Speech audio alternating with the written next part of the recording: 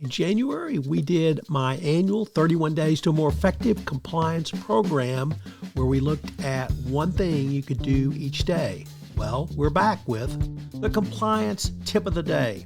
This is the podcast where we bring you daily insights and practical advice on navigating the ever-evolving landscape of compliance requirements. Whether you're a seasoned compliance professional or just starting your journey, my aim in this podcast is to provide you with a bite-sized, actionable tip to help you stay on top of your compliance game.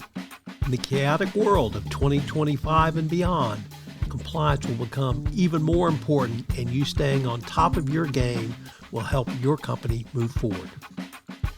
Today, we look at component 4 in the COSO Governance Framework, that dealing with people. Component 4 looks at an area that I don't think gets enough play in this space, and that, of course, is people.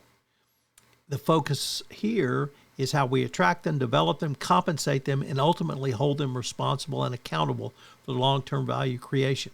This is a vital message for compliance professionals because the most sophisticated compliance programs on paper will not protect your organization, and for wrong people are making the wrong decisions for the wrong reasons. This framework outlines how boards and executive leaderships must take responsibility for aligning people systems, hiring, training, leadership development, compensation, succession planning, and an entity's purpose. In other words, governance doesn't end at the boardroom door, it extends all the way down. So what are the key lessons for compliance professionals? Number 1, people strategy is a governance issue. Partner with HR to understand how the workforce planning includes compliance critical topics, data privacy, risk management, internal audit. Ask how a company identifies future leaders who can model ethical conduct and resilience. Propose a compliance risk overlay in succession planning. 2, compensation drives behavior, so monitor it. Request visibility into compensation metrics, especially for sales, finance, and procurement teams. If employees are being rewarded solely on volume or cost savings, that could signal a misalignment with ethical standards. Collaborate with HR and the compensation committee to include compliance and ethics indicators in bonus calculations. 3, onboarding and offboarding are often moments of compliance truth. Work with HR to ensure onboarding includes live ethics training, culture orientation, and clear escalation procedures. Offboarding should include structured exit interviews with questions on pressure, misconduct, and retaliation. Review offboarding data for red flags. Number 4, performance reviews must reflect how results are achieved. Ask HR to include ethics-based questions in performance reviews. Does the employee act as a role model for integrity within your organization? Pilot a 360-degree review process for leaders that include peer, subordinate, compliance input on tone, transparency, and trustworthiness. Use these results in succession planning. And 5, development programs must include ethics, governance, and risk awareness. Offer to design or co-lead development sessions on ethical decision-making, speak-up culture, and conflicts of interest. Focus not just on what leaders do, but how they should think about it.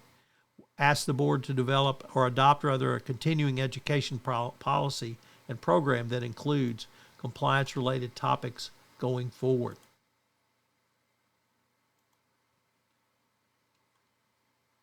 Compliance is not just about controls, it's about character at every level of your organization. CISO's people component recognizes that the real drivers of governance are people. Directors who ask hard questions, managers who model ethical behavior, and employees who speak up when something doesn't feel right. Use this to engage deeply with your your employees on their side of the organization. So what are today's 3 key takeaways? Number 1, risk insight. Help assess whether people-related risks are where they are most concentrated. High-pressure sales, international acquisitions, etc. 2, behavioral analytics. Use data to flag misaligned adventures. And number 3, governance alignment. Support the board in aligning people systems with ethics, strategy, and long-term value creation in your organization. Using all of these tools will help give you an appropriate framework. One of the things that I'm happy to do for you, the compliance profession, is if you have a question or a series of questions you would like some compliance tips on, I'm happy to take any requests that you might want, certainly anonymize them, and give you a quick tip. Either one quick tip or maybe a week's worth of quick tips. So if you have any tips you want about your compliance program, you can shoot me an email at tfox@tfoxlaw.com. This podcast was created and produced with the assistance of AI.